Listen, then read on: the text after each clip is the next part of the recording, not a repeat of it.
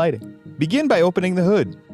Behind the headlight housing, just in front of the battery, is the socket for the turn signal light. Turn the socket counterclockwise to unlock it. Pull out the incandescent bulb.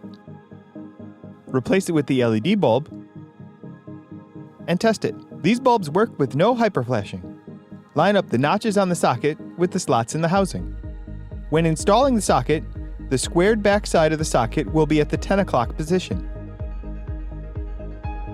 Turn it clockwise to lock it. Now repeat those steps on the other side. Turn the socket counterclockwise to remove it.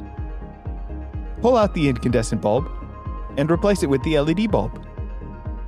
Test it before putting it all back together. Insert the socket and turn it clockwise to lock it. These new LED front turn signal bulbs are so much brighter than the incandescent bulbs. And these LEDs are canvas, with no error codes, flickering, or hyperflashing.